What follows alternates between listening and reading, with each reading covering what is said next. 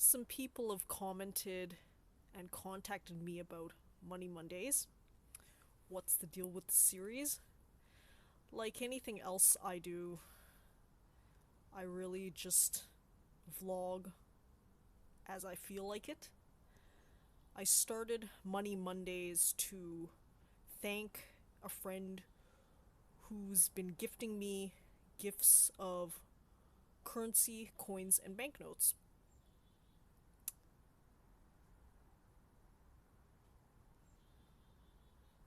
As well, some people were asking me questions about the brief showcases that I exhibited of currency on What the Fuck Wednesdays while dancing, especially when explaining my dances from Egypt.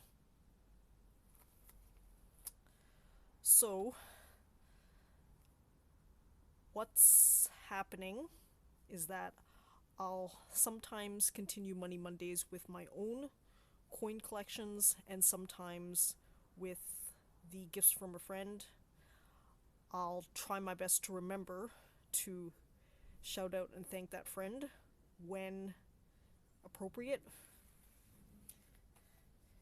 Today's set is one of my own, and it's a little different from the norm.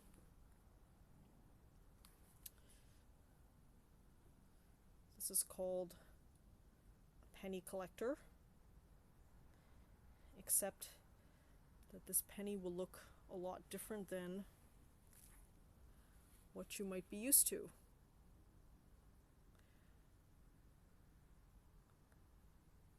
The US and Canada and Western countries have a number of these pressed penny machines around the world. What they do is they basically deface small denomination coins, usually a penny or 1 cent, into some sort of engraved, unique pattern only available at that location. Yes, the book is called United States Penny Collector, but as you'll observe, I've just collected pennies from around the world.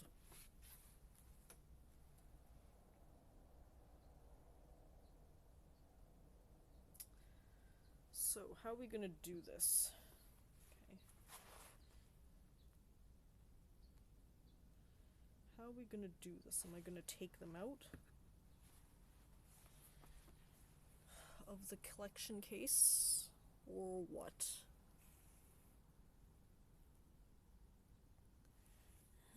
Some I'll rotate.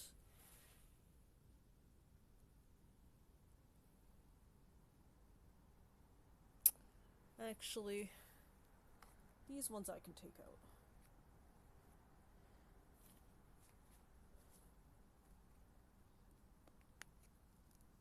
Heh. What can I? Oh.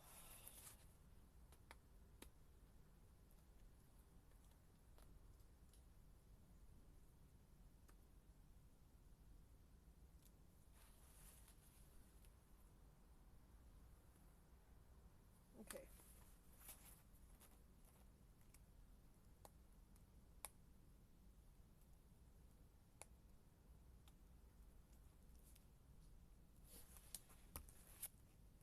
After taking one out, I've decided I think it's better to take it out? What do I want to do here? In typical me fashion, I'm changing my mind as I go. This was my first press penny from Disney's California Adventure in Anaheim. California Screamin'. Yes. The 1 cent US monument is still somewhat visible. So what happens is that in this machine, you enter 1 cent, 1 penny, and obviously a higher coin to pay for this process. And then there's a double gear machine with a crank on the side, and you just slowly turn the crank on the side while the wheels press the penny and emboss with whatever design that's unique and specific to that machine. So obviously this machine was at California Adventure.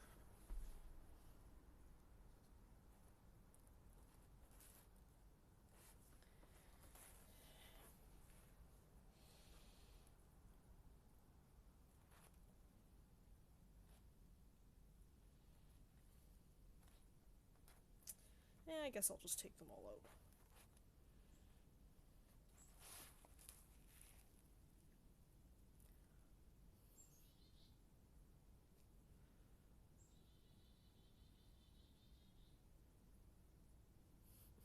Do I love New York?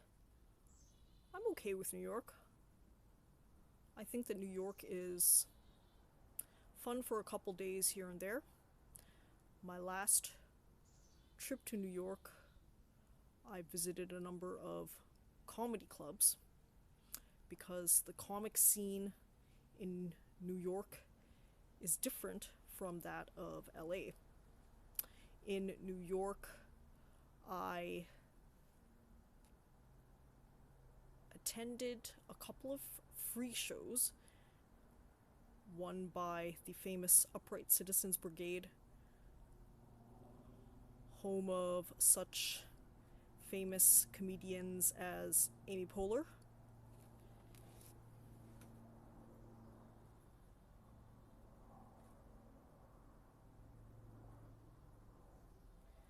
But I've heard that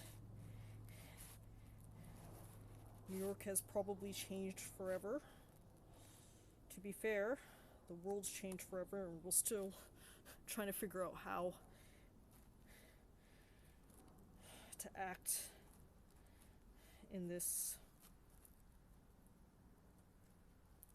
new fucked up place.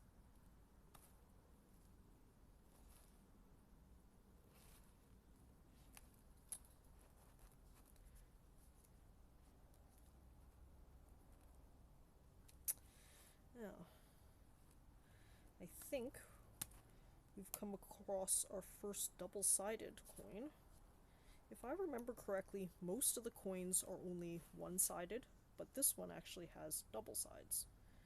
So this is Independence Visitor Center in Philadelphia.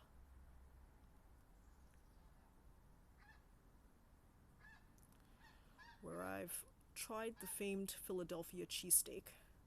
And it's food.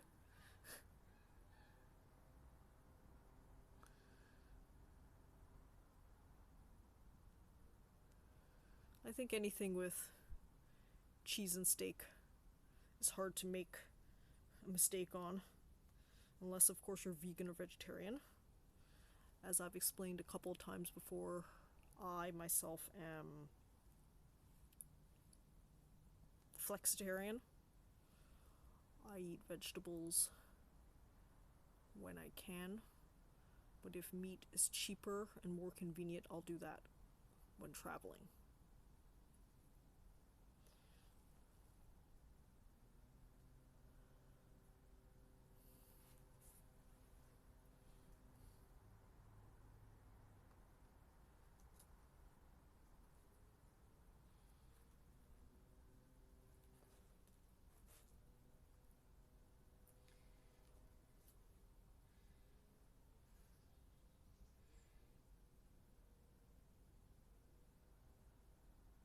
Now we're getting to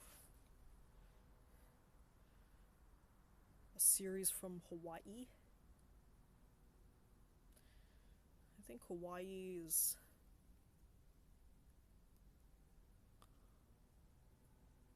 one of my favorite early trips.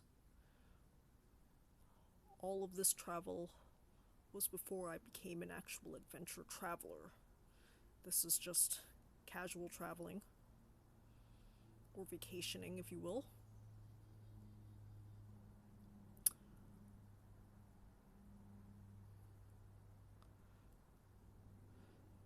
These are vacations that you basically do from reputation.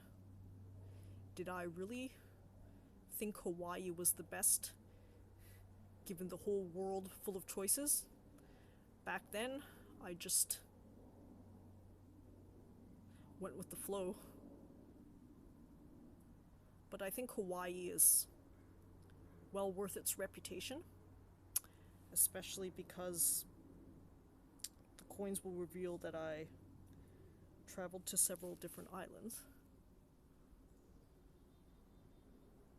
Although Hanauma Bay in Hawaii had some scenic snorkeling, I've often exclaimed that I think Belize and Mexico, their barrier reefs, their reef systems are the best in the world, but less recognized than, let's say, the Great Barrier Reef in Australia or Hawaii, both of which I've been to as well.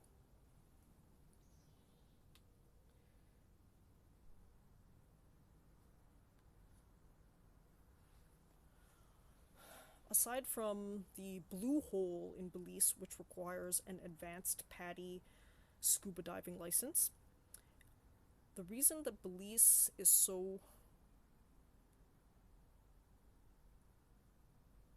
jaw-dropping is because it's the most accessible in terms of snorkeling. The reefs are very shallow, and all of the animals, vegetation, are very close to the surface, so you can actually see most of what you want better by snorkeling than scuba diving. So if you're snorkeling, I think that Belize is the number one choice. Belize has encounters with whales, manatees, turtles, and all of those glorious, magnificent animals that you'd ever want to encounter. My wild shark snorkeling encounter is something that I'll remember forever, because the contact that I made with them is something I think of often. Their rough skin sandpapering against mine as they swam past me to eat the food chum that my guide had left for them. Wow, what an experience. Now, I've often been asked, how do I feel about chumming and other such touristy techniques that affect the natural habitats, and what I say is this. My defense is that I'm openly gonna have at least some questionable interactions with animals. All of my interactions have been legal, but again, if you're an animal lover, you can question their manners of doing things. Some people, even here in Vancouver, question whether we should have an aquarium to contain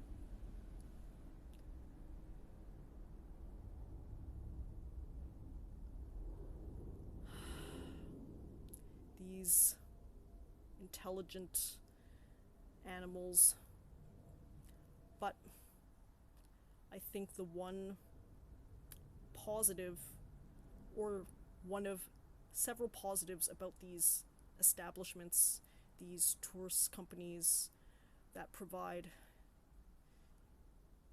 interactions and experiences with both domesticated and wild animals is that that's what functions as education for a lot of people. I've been an adventure traveler for close to a decade now, and that's a choice that I've made, but that's also a rare choice. Most people learn about animals from aquariums, zoos, and the odd tourist company here or there. I think that, at least in the example of aquariums and zoos, there are some animals that have to stay at those establishments because they are too injured to return to the wild, or they were too young when they were brought in. For example, Vancouver Aquarium has a famous sea otter named Joey, who was discovered off the coast of BC when he was just 10 days old.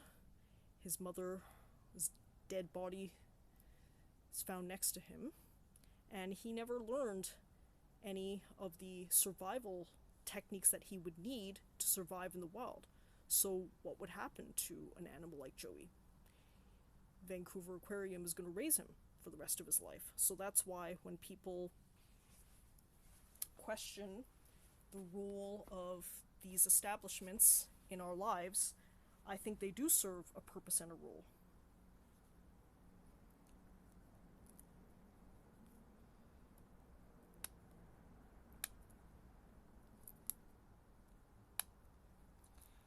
I myself will try my best to vet especially operators in the wild, but to be fair, I usually trust that if the tour operators are licensed to do business, that they are following all rules and regulations.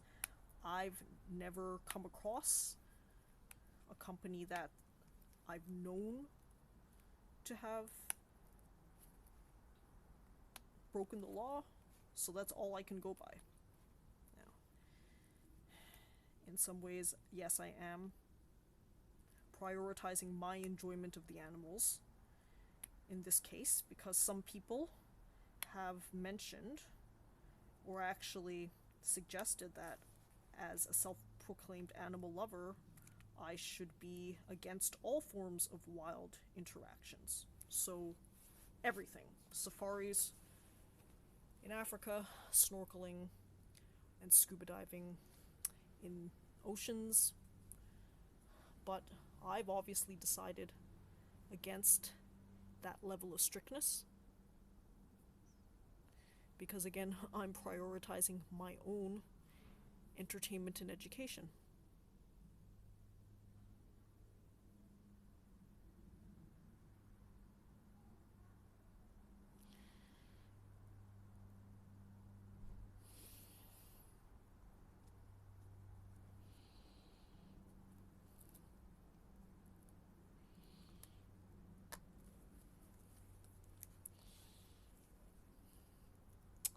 Sometimes in this life, you're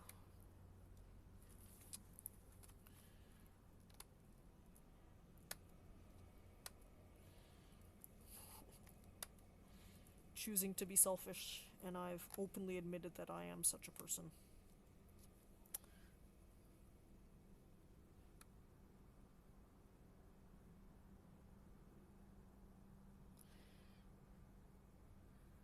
After watching a documentary on James Cameron and his submarine submersible adventure to the depths of Mariana's Trench, I'd like to do something similar. Now, of course, James Cameron has that multi-million-dollar budget, and this is the only submarine I've ever been on, the Atlantis, in Hawaii.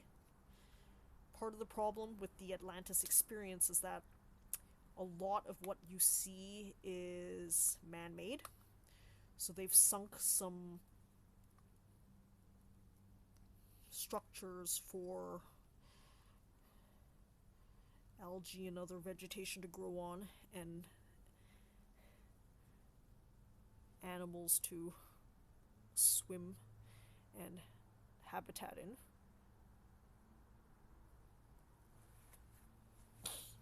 Oh.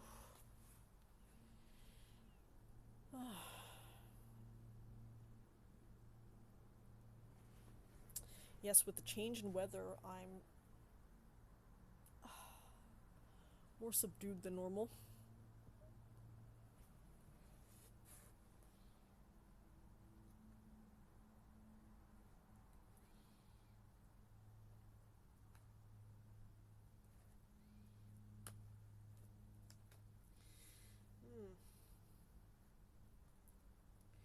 Crush actually deserves more of a highlight than I've been giving.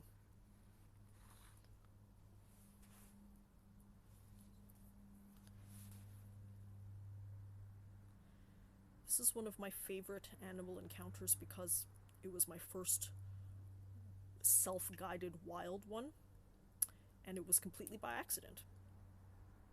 On my last day in Hawaii, I paddle biked near Waikiki Beach, and they have an area roped off that's considered safe. So obviously, dangerous me decided to paddle right up to the line. And while I was paddling, I thought I saw a triangle fin.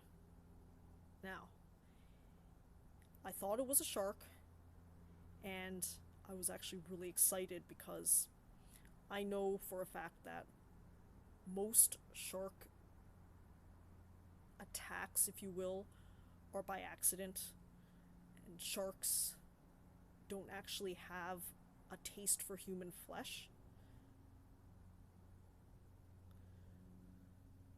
But while I was pondering the options of what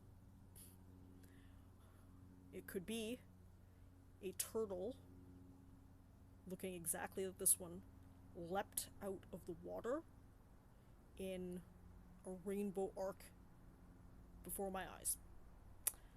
I was stunned into silence, which, as you well know, verbose me is rarely in such a state. Something about that moment, I think, connected me with nature, because I could distinctly experience everything in that moment.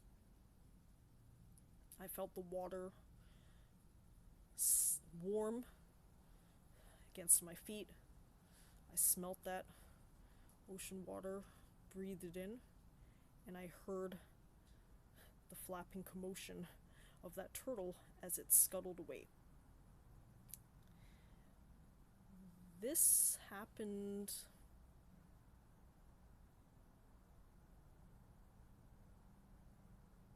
more than a decade ago, and before I became an adventure traveler, but I think it was this experience that I developed my love for wild animal encounters. And one thing I've asked often is that, do I think I'm being reckless with my concentration on wild encounters? Well, I still mostly go with guides who are experienced and knowledgeable, and I listen mostly to their advice.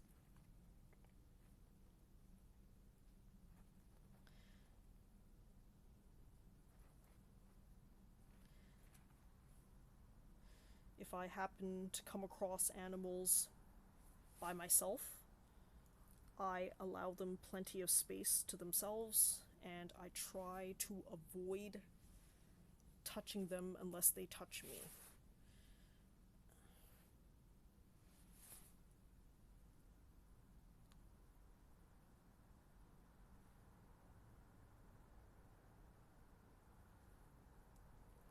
I've gone rather slowly today, but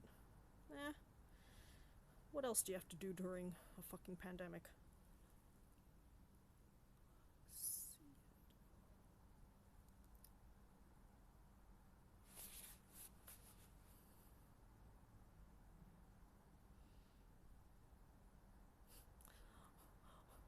Most of the billionaires live in Seattle. Bill Gates, Jeff Bezos.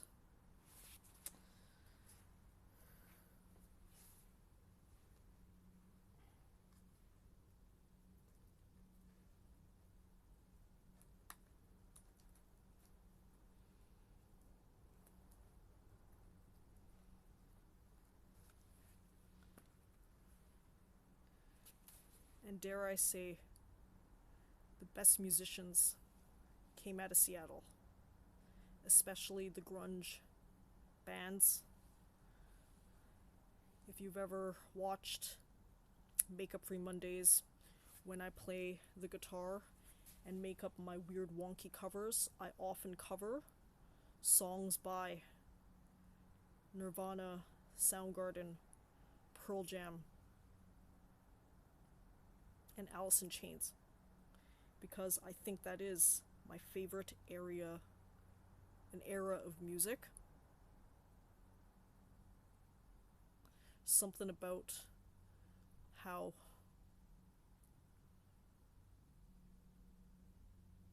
they capture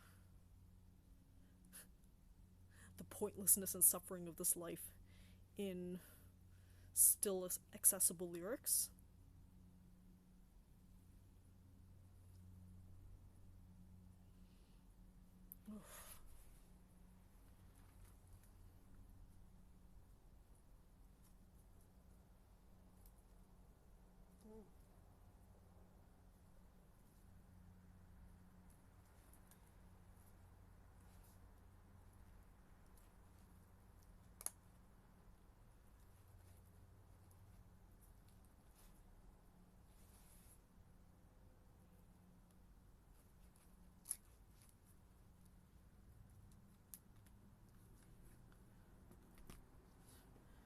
Do we want to aim for a good 10? Sure. Here are some local ones from Science World in Vancouver. But you've heard me talk a lot about Vancouver. Let's talk about another place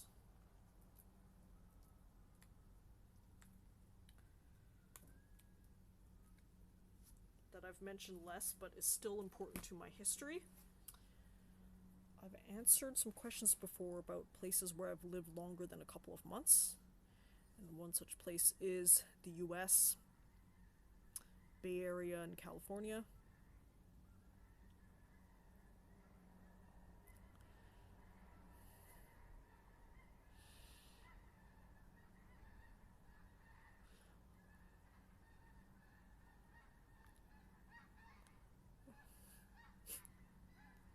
Yes.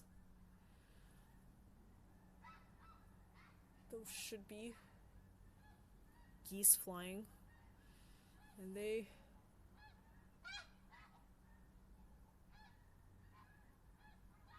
are temporarily taking my attention away with their songs.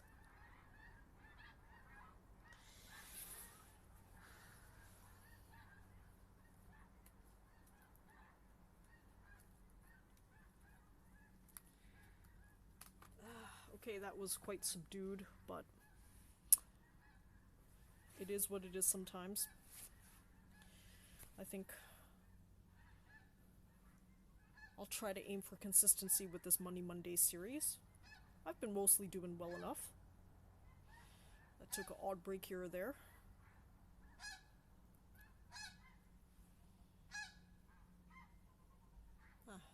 More geese songs.